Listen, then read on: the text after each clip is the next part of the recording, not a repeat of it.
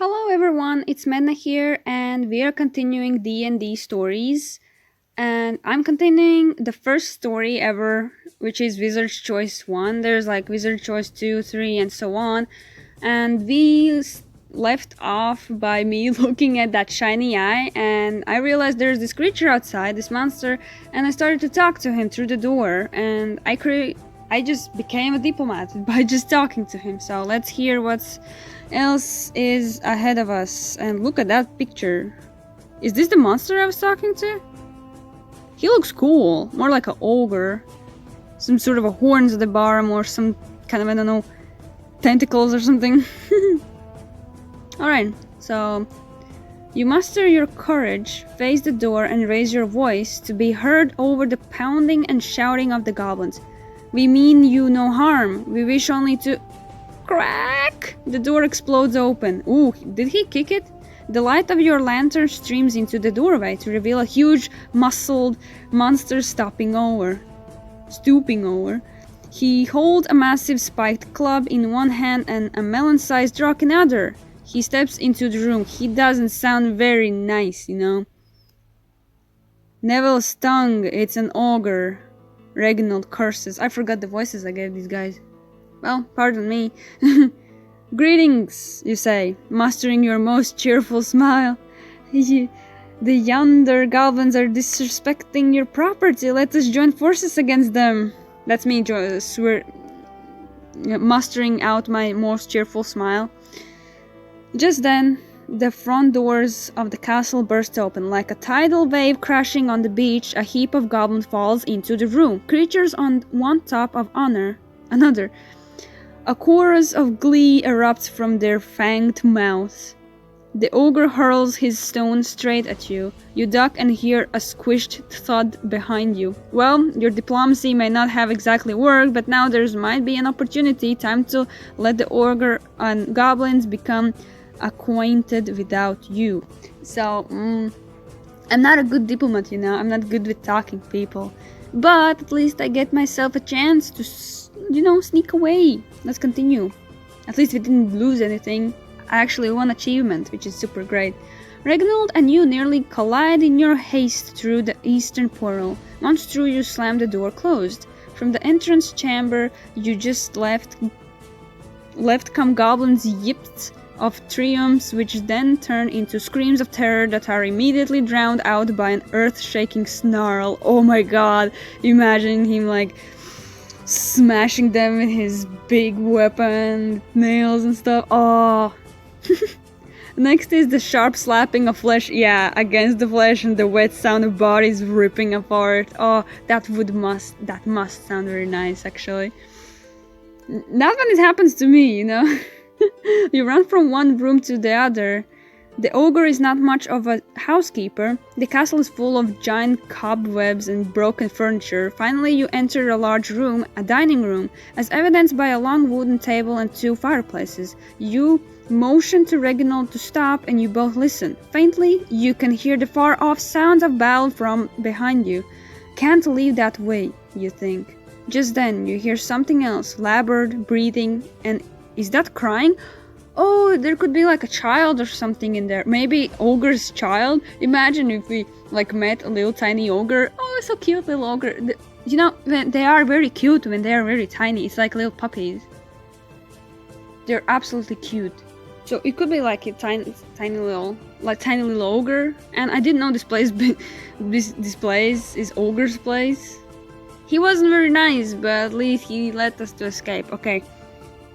I'm definitely gonna investigate the sound. If someone's crying, I have to be the one who's like, it's okay, buddy. You stop crying. It's gonna be fine. I know your father is an ogre, but we can deal with that. And I'm gonna be your best mother, and I will teach you the ways of the human, and you will become the best ogre you can possibly become.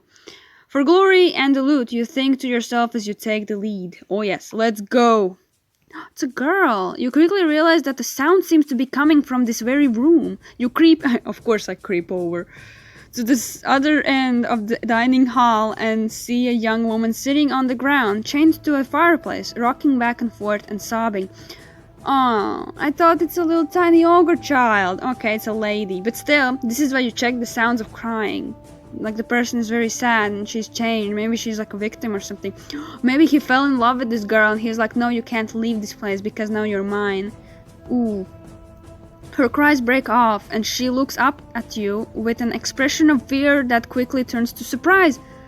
Who are you? She asks. You tell her your names and that you are here to smite evil while making your fortunes.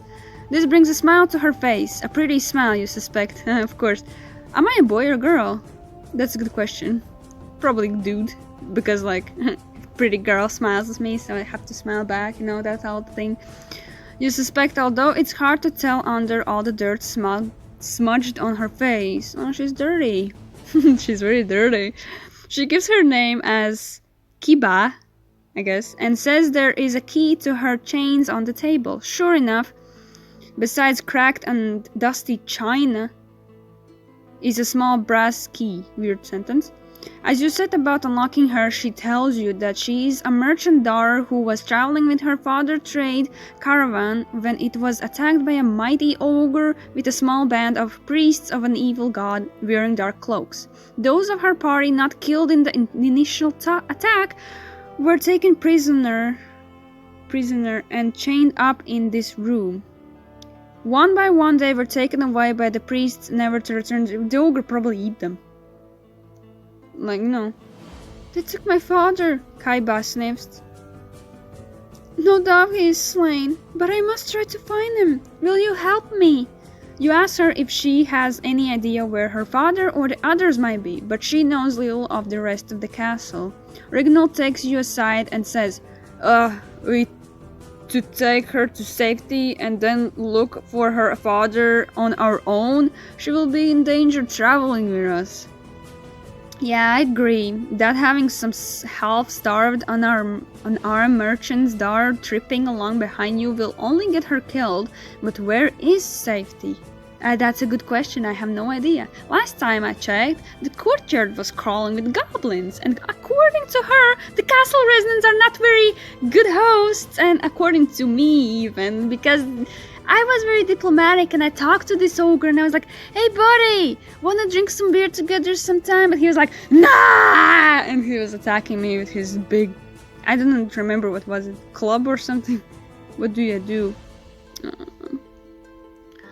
Escort her out, hide her and move on, send her on her way, chain her back up. Chain her back up? Come on, that's a very bad... It's very bad for us to take her, but still we can kind of like look after her. We can't send her on her way because if she is dying together with us, she's not gonna do well with her on her own, you know. We can... I mean, we can hide her and then we can come back, but do you really would like to come back to the place like that? I wouldn't, so let's escort her. Oh, manners matter. Your mother taught you well. I know, thank you. That's very nice. My mother really did taught me well. Like, never leave behind a girl like that. She's very sad and already chained up. She's been there for her entire life. She doesn't want to hide there. She wants to get the hell away. Kaiba seems like a nice enough young woman, but as a merchant's daughter, she is not a very good addition to the adventuring party, and so you are eager to escort her out of the castle as quickly as possible. Exactly. Between Reginald's clicking chainmail armor and Kiba's incessant sniffing and muttering about her father, the three of you are not the stealthy party you wish to be. Come on, guys, shut the F down. We have to sneak out. There is no attention to be drawn to us, you know. Come on. After some searching, you find a hole in the wall of the castle large enough for a human to fit through. Reginald gives you a boost up to the hole and you look out. Noel's tongue. Who cursed like that? You have to say something. Neville's tongue. I said Noel's. Neville's tongue. Who curses like that? Come on.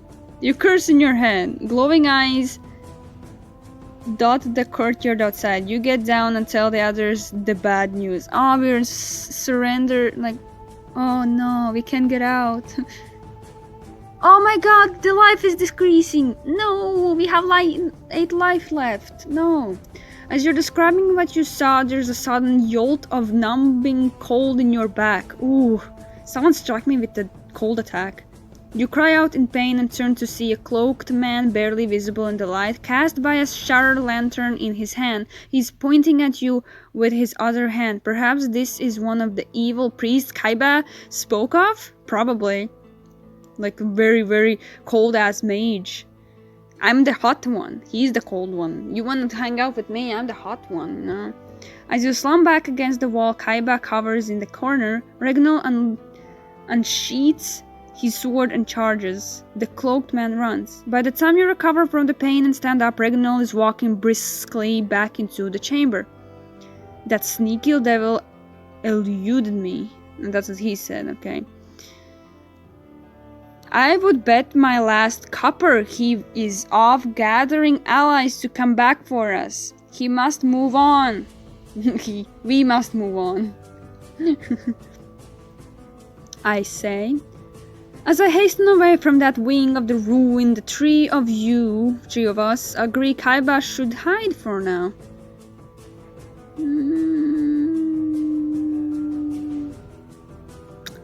Does she? I don't know, maybe. There are a ton of hiding places in this ruin. You find a nice pile of rubble for her to hide behind several rooms away. Stay still and quiet here. We will return. Well, if we do not return by morning, escape as best as you can, because probably we're gonna be dead by the morning.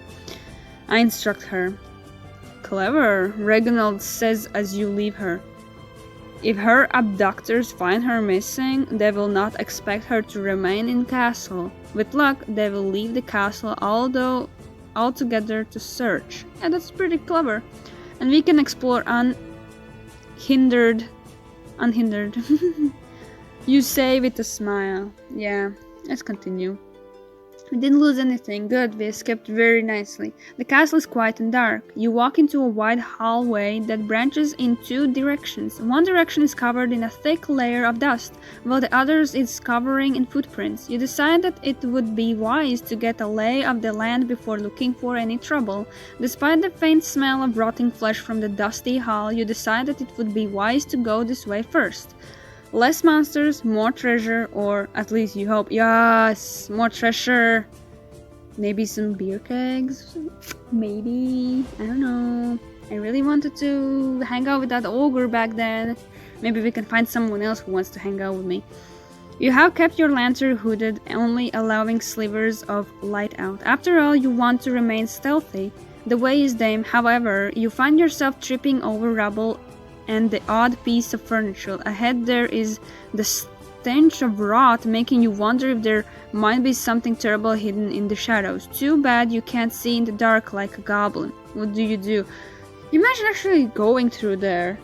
It's so awful, like, smell that stench. Don't you want to vomit? Depends how intense it is, yes, but it's still like... Imagine you're just walking through and everything smells like rotten bodies and ugh. Okay, so it is quiet, so I guess like there's no one, but there could be someone like hiding and waiting on us. But if we are tripping on the bodies and tripping on the very those rubbles and odd pieces of furniture, then they could have like heard us by now. And attack us. Okay, I will unhood the lantern because I want to really see what's going on. Since you appear to be entering a backhand part of the castle, you expect your light will not attract enemy attention. Exactly. And so you unhood your lantern to see your way clearly. This game really knows what I'm thinking. As you move along, the cobwebs thicken and thicken. Is there gonna be a big spider? Oh my god, no big spiders. Reminds me of Harry Potter, fucking big spiders. Don't want those. Spider! Reginald yelps. He points his sword up at the ceiling. There is an enormous hairy spider suspended by a mass of yarn-thick webs. The webs are dotted with small silky cocoons. You expect might and case rats or other small prey. Is the rat small prey? Then how big the spider is? Ooh. With trembling fingers, Reginald sheathes his sword and unslings his bow. Oh, he has a bow. Of course you have a bow. We talked about this before, Reginald. You can't use bow on your own, okay? I have to have a bow too. It's not fair. He takes in a big breath as he fits an arrow, draws back the string and fires. The spider flails its long legs for a moment and then drops out of the web onto the floor with a thud. Oh, he's necked on the floor with us. No, the two of you move on, taking extra care to watch the ceiling. There's more than one spider? Oh no. Eventually the two of you make your way to a spiral staircase going up. The operations of all places like this are safer than the lower levels. Why in Neville's tongue would that be? I ask him. Well, he shrugs. Do not ask me what is the mind of fiends and evil-hearted beasts. Perhaps they prefer the darker and stagnant air below ground.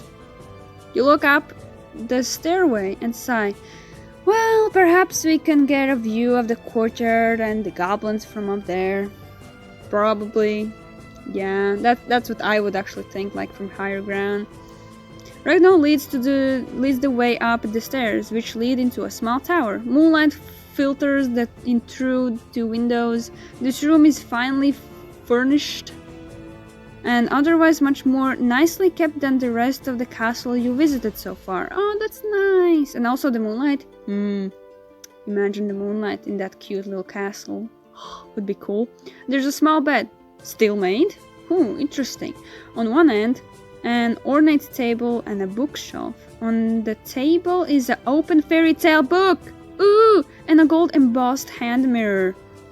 That's cool. Seeing a loot, you forget about the windows and the potential view of the courtyard. You pick up the mirror to inspect it. Of course! Don't take the greed! Come on! Don't fall into the greediness. You don't want that. No, we have to get out of the castle. Strange, he says, Reginald. There's no dust up here. And do you feel a draft? We are in a ruin. Of course there's a draft. The glasses in the windows are still intact, he mutters. Gazing at your reflection in the mirror, you decide you look pretty good. Yes, all things considered, yeah, pretty nice. You brush cobwebs from your wavy brown hair, you smile. You're happy to see that your teeth are looking particularly good. Of course you deserve nice teeth. Aww, since unlikely most people you take care of them. Every morning you wipe your teeth with a cloth dipped into a cleaning concoction consisting of vinegar, salt, and little sand, and a small measure of your own. Oh my god! That's not what I do. I do keep my teeth very well every morning and every evening I brush. But with urine and little sand, it's like, okay. With dip, like, it was very okay until I hit the little sand part, and I was like, okay, little sand, like, imagine sand in your teeth. Oh, so bad. You're about to pull yourself away from the mirror and put it in your backpack when you glimpse a translucent skull within. Ooh. Wispy hair just behind you in the reflection. You spin around and see not a skull, but a young girl floating a few feet in the air, her her pale face fixed on you. Reginald sees her too, as evidenced by him running down the stair. He got scared. Oh my god. How dare you touch what is mine? The ghost girl shouts. You back up and reflexively put the mirror back on the table. You have heard tales of powerful ghosts that can suck the life right out of you and wonder if this girl is one of those. Look, she looks very angry. Ooh, ghost, what do I do? Run for the stairs? Protection from evil spell. I'm gonna apologize her. I'm sorry. I apologize, my lady. It is only that this is such a fine mirror, and I wished to admire it. She glares at you for a moment, and then the hard expression on her translucent face softens. I am Duchess Inverness. My father, the Duke, gave me that as a gift.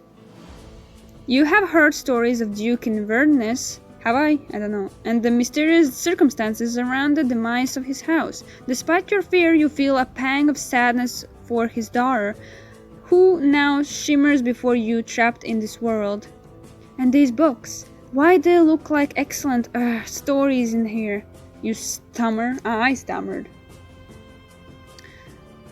Read that one to me, the girl commands. Of course, my lady, you answer. Luckily for you, as a wizard, you know how to read. What kind of age I'm playing this is? It's like by the sand and urine and the mages and stuff. I guess it's like medieval ages or something. Then it could explain the urine and sand and the brushing teeth process, but okay. At least I'm not illiterate, okay? I can read. Sometimes very hardly, but yes. I pick up the book of fairy tales from the desk and begin on the first page. She stops you, and demands that you read her the story about the unicorn. With trembling hands you pay... Trembling hands? Ah yeah, because I'm scared of the ghost, I guess. You page through the book. Eventually you find the story and begin reading. The ghost floats up behind you as though to peer down at the pictures. You feel a slight chill on your shoulders. Sometime later you look up from her book and see Reginald peeking around the corner of the stairway at you. You shake your head slightly at him and then return your attention to the book. No, Reginald, you stay down. You don't want to come up here. She's gonna be mad. In the story, the unicorn taps her hoof against a wall in a castle, and a secret passage opens up. As you read this, the little ghost girl smiles and says, "There is a secret passage in this castle as well. It is a whole place, a place where people are taken never to return." Where is the secret passage you speak of? In my father's library there is a statue. Push the arm of the statue down. You're intrigued by this and wish to ask her more, but she points at the book impatiently, and so you get back to it. Upon finishing the story, the girl demands you read her another. You wonder how long she might keep this up. Yeah, she could be keeping me up forever. She's like, wanna read more, read more, read more. Like these old little girls. They want, especially when she's dead, I imagine she's being mean to everyone, so everyone's running away, and I'm the only person who actually apologized her and being very nice, so she's like, oh, you're very nice, so read me some stories. That's how I spent my 5 years in that one little tower. Okay, where did I left off? Time means nothing to her, after all. Exactly. You would like to get back to Reginald, and what about Kaiba's father? Rescuing a merchant might mean a fine reward, and there's Kaiba herself, of course. You would like to find her before something else does. What do you do?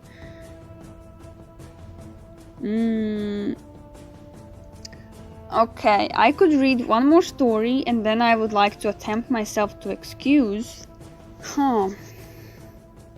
What do I do? Read another story. Well, alright. Let's read her another story, yeah, as I said, and then we're gonna attempt to excuse ourselves. Morale decreased. Come on. I do as the ghost says and read another story. You do not pay attention to the fairy tale as you are increasingly distracted by the chill just over your shoulder. When you finish, the ghost demands yet another story be read. I'm so craven that I'll continue to read to this dead girl while I'm living need me. While the living need me. I will read no more unicorn stories tonight. You decide. What do you do? Okay, I will say.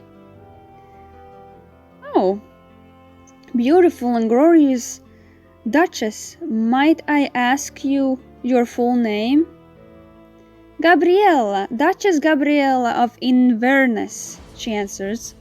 My lady, I bow. I beg your pardon, but there is a young woman in the castle below who requires my assistance. There are evil men. I suspect they threatened her life." "A maiden in distress? Why do you dally here then? Begone!" Oh my god, if I knew that she would be so understanding, then I would be begone by now. You need no further encouragement. You step lightly towards the door. "Wait!" Her voice chills you, but you unwillingly turn back. "Take this," she says, and the gold-trimmed mirror floats off of the table over you. She's giving me the mirror. Oh, I cannot see myself in it anymore, she says softly. "Generosity befitting a duchess. I thank you most humbly." You bow low and then leave. You find Reginald around the corner of the stairs, his sword at the reverie. He begins asking you questions, but you put up your hand. "Another time," I say. Exactly, another time. We have to go. And by this, I'm gonna leave this episode. These are all the arrows today for you. This far, I really love this story, and I want to finish it really, really quickly now. I cannot wait until the next, and I wonder how long will this take. So, this is it. If you like this video, leave a like. You can leave a comment of saying whatever is in your mind, whatever you would like to say, or the parts you enjoyed in this reading type of a session video. This is it today. Thank you so much for watching, and I'll see you all next time. Bye!